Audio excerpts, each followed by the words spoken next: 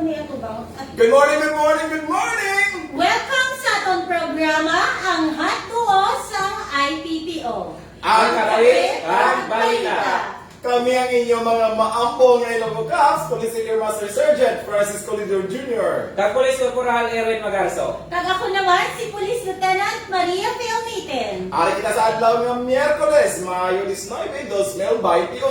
Amon pagadalon sa inyo ang mga updates kag mga accomplishments ng inyong mga Ilonggo Caps. Pero antes sa nato ng mga updates kag mga balita sa subong adlaw, yari na ipang pag-advise, no? Isa ka quotes na naman, no? Quote for the day naton, ma'am. Nothing is permanent. Don't stress yourself too much because no matter how bad is that situation, it will always change. Kamay patahan nga tanan-tanan, no? Naka-move on na sa natabo sa Lunes. Lunes ba? Lunes. Ang Lunes, nagkapit-move on kita because despite what happened to our Miss Rabia, Miss Universe 2020, Yeah. madamo pa sa mga nami nga butang nga mag-abot sa Pilipinas kag mag-abot sa mga Ilonggos, especially sa aton nga representative. Yes, you are still our Queen Rabia. We are proud of you. Kag ma-relate mo nato nga subong nga pandemic sa despite sa sining nga pandemic, may ara man gyapon nga positive side, no, nga effect no yung pandemic nga kung kaysa maka-family bonding kita, tapos maka-recover mga aton nga environment man nga tungod nga nakapahuway ang mga factories, nakapahuway ang aton nga mapalibot is makaguro ginawa man sa biskan makadali lang. Correct. Yes, as you can see, naka-move on na kami. Pagtatlo na kami subong sa inyong atubang. Yes, para ang energy, mas full force ang energy sa mga Iloilo News team dahil sa Iloilo Police Provincial Office. Gani mga tumalan ang naman nila, especially sa nagbangoton, si Tatay Joe Totanes, kag mga Cholos Boys, nag-abot na gali sa aton din, no? Si Mr. Chris Totanes. Yes, Welcome home! siyempre, thank you so much. Naka-lig pa kami sa masalubong ni Mister. Yes, congratulations ngayon sa aton nga mga tumalanaw din, of course sa aton mga sponsors pa Ma'am Jenny Ong sa aton nga hair and makeup, kag of course ay Ma'am Alasa, kag sa aton dira nga nga chairperson sa Kape Kag Balita Fans Club sa Liganes kay Ma'am Masusa, Get Bolso, no? We're happy Yes, na ito bilang nga tradisyon. Kag sa aton nga tumalanaw sa millions or thousands of followers, viewers sa Kape Kag Balita. Thank you so much, Kate. Yes, and syempre kay Ma'am Nova Sumagaysay Botante. Ma'am, good morning. Thank you so much. Please, don't forget to share our live for today para damo pagid ang maabutan sining aton nga programa. Yes, kagamo listening man no, sa aton nga viewers dira sa nakakailain nga banwa sa probinsya sa Iloilo, especially na dira sa banwa sa Masinis kay Connie V. Marie Yamado nga natutok sa aton nga program, kag subong man dira sa banwa sa San Joaquin kay Maribel Costello. Yes, kag syempre kay Gizon Intarsigo. Good morning, good morning, good morning, ma'am and sir. Watching from Estancia MPS. So, tutok lang ako na taga-Estancia MPS, ha? Kasi iba't mga parties sa Region 6, no? Kaya of course, nagpapasalamat po kami kay Police Brigadier General Harris Fama Yes, sa patuloy na suporta sa Kape at Balita. Yes. Okay, yes, dali na lang doon ma-launch no ang national or nationwide na to nga patroller or ang RKEA or Rectang Connect action agad mga patrollers na to soon ma-launch na kag bantayan yung permi kaya ang isa man sa mga participants or mga patroller na napilihan is gikan diri sa probinsya sa Iloilo o Iloilo Police Provincial Office. Yes. Ang ari sa inyo atubang, so kung ining tatlo ngayon, mga patrollers ini. The only province in Region 6 nga nakasunod so far yung patroller sa RKKA. No? Gani sa iba namang probinsya sa Region 6 palihog na prepare na kamo, look for your talents para mapadala nato sa national headquarters kag mapakita sa bilog ng Pilipinas ang mga manaming na proyekto kag mga accomplishments sa police regional offices in different part of the provinces. Yes. And we also, I would like also to greet our friend from Virginia, USA. Sir Britnil, thank you so much for watching. Please don't forget to share our live. Yes, natanan natin yung mga 42 ka mga municipal police station, kag isa ka city police station, kag duha ka mga mobile force companies. Tutok lang ang among pagdalon ang mga accomplishments kay na deliver sa nagigad nga may adlaw. Yes. Kag mag-umpisa ka sa aton nga unang balita, unang na to ng sa Banwasang Alimudyan, no, kagapon may giturnover nga rifle grenade dira sa Banwasang Alimudyan na kung sa diyan na nakita ni sa former civilian home defense force nga member ginpakayo sa bata niyang puluyan kag nakita dito nga sa rifle grenade nga giturnover sa Alimudyan PNP kag ang Alimudyan PNP naman is nangayo assistance sa aton sining provincial EOD na to, no? So, nakuha na kagyara na sa paginakop sa natin na provincial EOD ang nasambit nga rifle grenade. Yes, kaya syempre kahapon, nasa happy gig ang aton nga Provincial Director, Police Colonel Gilbert T. Guerreros. Kay ang Saraga, sir, kahapon, tatlogin kay legal quarry ang nadakpan nila. Amo na yung always ginambal, kag gina-remind naman sa inyo, sa mga operators, bala sining aton nga mga quarry. Please, mag-on ninyo gani palakton ilang inyo negosyo, kumplituhan nyo anay inyong papilis. Congratulations sa atong mga kapulisan sa padayon ng pagkanta sa random checkpoint.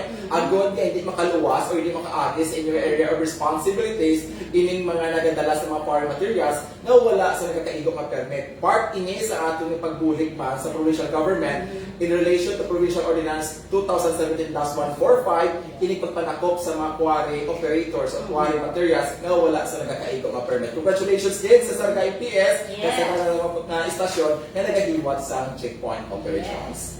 Yes, kag muna sa dugang nato nga balita sa Banwa naman sa Badyangan Iloilo, isa naman ka wanted person ang nadakpan sa persona ni Nelson Adulasyon, no? Si alias Isoy sa crime nga robbery. No? So may 36 million nga piyansa para sa iya temporaryo nga kailwayan. So congratulations guys sa barang sa Badyangan PNP naton sa siniman nga achievement. Na-notice ko lang, yung ating mga police stations, this time tuod nga ginagmay lang or amat-amat lang, pero everyday, almost everyday, all our police stations are delivering sa natawag natin nga resulta sa atong kampanya against wanted persons. No? Yes. Kag ang bata ko matuod kin manini nga ano nga antes kita ma-promote kinahanglan pagkatakop kita sa 100%. At kabay lang ako. Kung amo man lang na ang rason, buwas dayon. Hindi niyo na makitaan kay mangita na mga daan sa mga wanted person para na lang mapuligan mag-promote sa mga wanted persons nato. Mas maayo gid siguro nga hindi na kamo magulat nga takpon pa namin kamo. Mag-surrender na lang kamo sa aton diri. Kag syempre pagasundan ina sa accomplishments ng aton San Dionisio MPS, sining illegal fishing naman. Sa North na bayan, no? Yes, sa North na bayan siya. Ang may ginatawag nga takot, lutaw? Takot. Hindi ko familiar sa mga sistema sa pagpangisda, ma'am, pero definitely that is against the law, Republic Act 8550. Kag of course sa conception, ma'am, na isa man kang lahapon manatakpan sa pagpangisda o illegal na pagpangisda.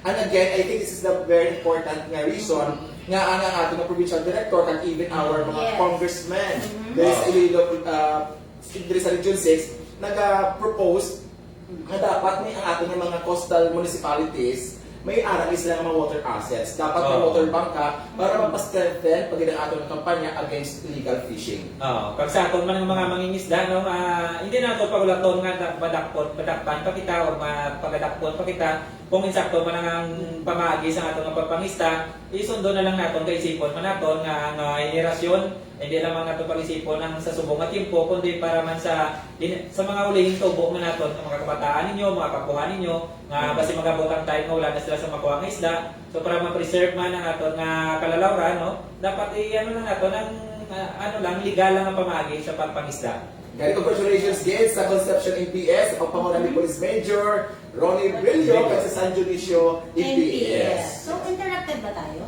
Yeah. Ana na. Okay na pa tayo, Win? Okay. Yes, medyo pasensya lang kamo kung may interruption because of the internet connections natin dire. But again, Kape Kag Balita will never be stopped by these internet connections. No? Padayon kami sa pagdugol sa inyo sa mga balita ng mga accomplishments na natipon naman sa aming pag-monitor sa ating mga police stations dire sa province sa Iloilo. Yes, sa dugang nato nga balita sa Banwasang Saraga, Sa nagligan nga daw no, may nadakpan man nga about sa quarry nga hataw subong sa PNP naton sa mga quarry violators kay dirang man sa kay siyempre alagyan sila sa halos tanan malapos sa mga biyak nga magkakabanuhanan. Access roads dira. Access roads dira. So sa atong mga quarry dirang mga quarry operators, iano na lang ang inyong mga permits kag ang inyong mga clearances dira kag hindi kita mag-overload sa atong quarry materials yan na dala kay sigurado gid nga madakpan kung sa aton nga PNP. Luwas na overloading, may pagit nga wala talaga nabutangan sa date in delivery receipts or wala man sa sa mga tawag hauling permit. Hauling permit. So these are basic actually nga requirements sa mga quarry operators sa atin na dapat i-comply ninyo at dapat ang ating mga drivers sa mga truck ini you make sure also that the documents nga nila ninyo kumpleto man para kamo mismo hindi mahulaan ang ating mga drivers sa mga tracking na ini, mga inadlaman mo daily nila wage. Pagkatapos mahulaan pa kamo because nadakpan ka mo sa checkpoint operation, I think you have also to take responsibility to check the documents before ka mo maglakad. Yes, no, kag sa dugang nato nga balita sa banwa naman sa Lambunaw, Iloilo, may nadakpan man nga wanted person no, duwan ni sila sa persona ni Jimwell Ahino, maguto din sila duwa ka Ahino no. Sa salaman nga ang ilay theft no, pagpangawat. So sa mga kabataan dira, hindi na nagdugay pangawat. Pigado bitaw. Apektado kita ng pandemic. But by the way, ining pandemic should not be a reason sa ating mga pumuluyo na magpangawat. There are many ways, no? In fact, ang ating mga pumuluyo, gagather forces man para sa paranay-anihan ngayon. Kaya sa community pantry, sa ibang mga grupo. But again, it is not a reason to violate the law because ang kapigado. There are many ways to overcome, to survive this pandemic. Always na itong ginahambal gani. Actually, sa WCPD pa ako, sir, kung mag-lecture kami, sa mga reminders, para sa mga minor de edad, mga langga, mas maayo pa nga nagapangayo kayo kamo, kumpara sa nagapangawat kamo nga, magiging record doon na ina, mas maayo pa nga tawgon kamo nga patay gutom, kumpara sa makawat, iba lang? So please lang, wala hindi ka luyaya nga magprangka ka sa tao nga nagutom ka. Pero usual ang mga ganang problema natin actually, sir, inyo ba lang mayo lang sa subong, yung computer shops, wala nga nagka-open. Kay laban yung mga kabataan, nagpapangawat na kay para lang yung may computer. Kaya sa ating mga kapulisan, check ninyo ang mga internet cafe sa inyong mga area of responsibility, especially sa mga pandemic. I do believe na dapat ka-observe sila sa protocol, no? Diba? Kasi wala fully booked ang mga internet cafe kaya mga kabataan with this with this curfew na ginapatuman, base na kakaagahan sa mga internet cafe. Dahil sa ating mga kapulisan, please check, no? Regular ang ating dapat nga checkpoint checkpoint ang ating roving inspection sa sining mga internet cafe na kung sa nag-binotik pala nag-close ko muna ang oras kung hindi mo yan underground ang ilang operations. So please sa mga kabataan hindi alihan at lagaw sa city subong abi ginapaday naman ang curfew ang mga kabataan hindi nila pwede kalagaw. So alas 8 sang gabi hasta alas 4 sang aga. Itong sa kabataan nila. Yes, kag subong man sa mga ginikanan man hindi lamang inobligasyon sa naton ng mga kapulisan kundi buligan man naton ng aton ng mga kapulisan kag sa mga ginikanan gini kay siyempre sa inyong mga panimalay inyo na obligasyon na una-una gid nga bantayan ang inyong mga kabataan kag mapalayo man sila no sa mga bisyo kag sa mga malayo nga buhat kag manubalik ta kali sa sa aton curfew. So, i-observe lang natin sa mga panimalay pa lang mismo, mag-umpisa na natin ng curfew para natin ng mga kabataan man, mahalat naman sa insakto again. Talking of internet cafe, I think we have also to discuss in a very rampant kasi madam kita kuha rin ng mga mga reklamo sa ating messenger ining sextortion ining mga biktima sa mga ex nila mga former boyfriend nila na pinaputungan ilang mga ilang mga ex na kung hindi ka mo maghatag sa kwarta ilang ka mo nila ipalapta ang mga skandal nyo, mga photos ng mga nude, no? Dahil sa mga kababaihan, palihog, hindi man kamo mapadala sa mga sining mga practices pala.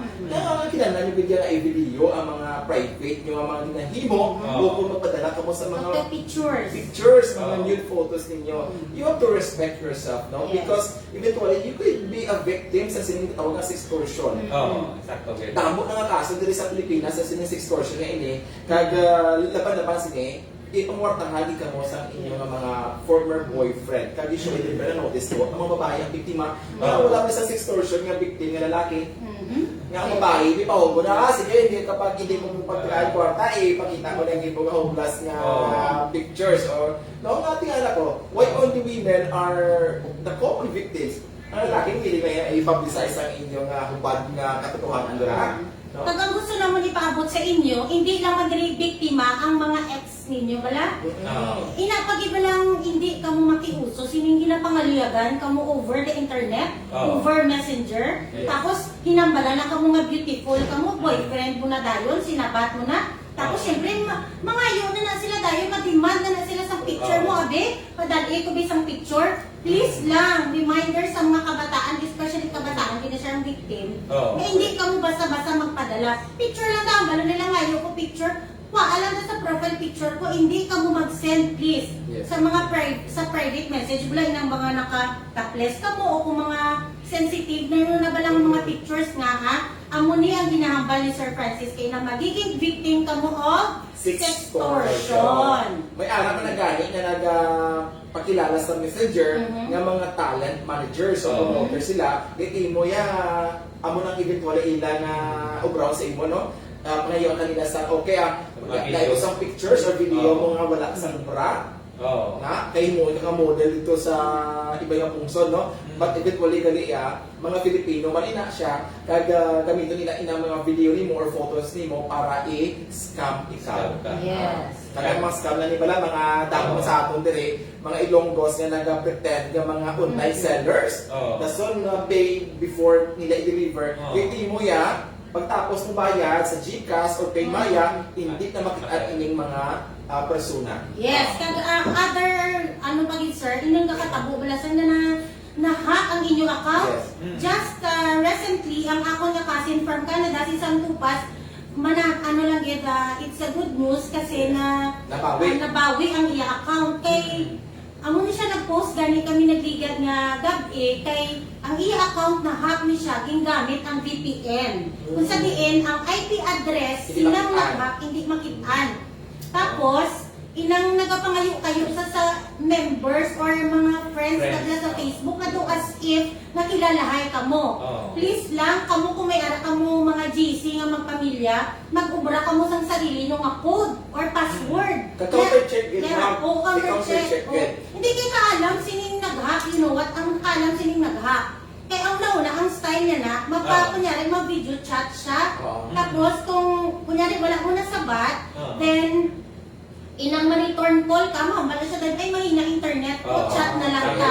Pa-style na siya, hindi ka mo basta-basta padala, lalo na kung ginapangayuhan ka mo sa kwarta. Counter-check it. No, there's no problem as regards to helping our relatives na kakinahanglan or emergency. But counter-check it, especially ang kwarta, nadamo na sa mga kaso sa sining pagbanmunto gamit ng internet. Kaya hindi na nato, ikaw na nato ng biktima niwat. Inang nagabakal online, no? Verify, check anay ang mga reviews sa mga online sellers before ka mo mag-give. And the better yet is COD na lang. Cash on delivery. Yes. Para hindi ka mo matuntuan, hindi ka mo mabayad ahead. Or cash on pick-up. Cash on pick-up, very good. Kantugang ko lang galing about sa mga kabataan man nga iban ganitong sino kung bago ganiyang nobyo, kaya tagang password sa ilang account. Wala ko dapat ang inyong account hindi sila mag-asawa ganito dapat may privacy man kamo ngayon hindi niya personal na madaling ma-access ang inyong or Ano yung mga advice based sa experience niyo? Hindi, may pamanong experience. Notice ko lang nga, kay iban ng mga kabataan, kung bago ngayon naman ilang nobya, kagilang ilang bawal yan. Bisan kayo mag-asawa mo, dapat you keep your own privacy. Your password is your password. Yes, madali na mahakan yung account once na dapat correct siya. Hindi ka muna yung mga langga, lalo na sa mga kabataan natin nila. Pero may aram naman ako, sir, ng mga adult, nga nagpapainto-into man. Please, hindi ka muna magpati sa mga nag-line ba ang mga linyada sa mga lalaki, bla or babae nga. Tabi, kung malangga mo kaya tag mo password sa ako, Pwede. no. Isa dahil password sa imong ITM, di pagkata sa imong asawa, Oo. di ba na? Di ba? Especially sa mga nakabunta ang bonus, no? Ano ang change password immediately. Hindi siya taga-isa imong access sa imong account, ha? So sa ating mga kapamilya dira, bonus time na, kabay pa nga we spend our money wisely. Kada pandemya pa, so dapat save gid. By the way, sa ating mga katropa diri sa provincial quarters, kasi gusto niyo mag-order sa Pastikoy, si Ma'am Karen na nag-order na, no? Delivery before lunch. Yes, so good morning dira sa amon nga taga PLDD family. Si Lily Madarse, thank you so much. Sir, pa shout out man si Kevin Rin Manzano from Metro Manila. Kevin, good morning. And of course, our legal officer, Hambalya, looking good mga Ilonggo Caps. Di ba? Si Sir Gabihan. Sir Gabihan, get well soon. We look forward na makabalik din sa IPPO and we look forward sa ibang mga legal advice. Madamo na kita sa mga nabaton, yung mga pamangkot din, kagatinan na sa ibang opinion legal. Yes. Yes, kada nagpa-shoutout mo, no? Si Ramsin Kinahan. Jonathan, no? So, good morning, Ged. Kagsubuman kay Kevin Ren Manzano. Kaga si Sir Gabiano nagkatotok sa aton live, no? Si Juris J, good morning sa inyo. By the way, kanina kaya kita na ako nga may ng advertisement ang Miss Universe Philippines kapag ni sila sa bagong mga kandidata for 2021, no? So dapat sa 16 to 18 years old, I think, 27 years old, 18 to 27 years old, dapat at least high school graduate, hindi magdubo sa 5'4" ang height. Oh, so kung na qualified diri sa aton sa page Diyos. Especially sa ating mga kapulisan, no? Na mga mataon pa. Please take your try nga mag-join sa Miss Universe Philippines 2021. Flexible yung kaga jack of all trades yung mga kapulisan na. Di ba ito una may harap ng pulis nga Ganda pulis, no? Hindi, may harap ng pulis Last year ang US Police Army ganun. Bilibining Pilipinas. But now, it's a different level, Miss Universe Philippines na ating pagkaitan. And we look forward. Kagamay pa si Jamag, no? Mag-join na sa Miss Universe Philippines 2021.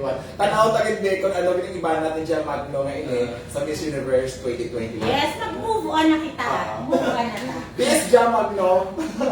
But again, I do look forward, I do believe nga ang mga Ilonggos, hindi pa nila move on sa ginubra ni Magno nga even ang pag-disrespect sa aton ng mga leaders.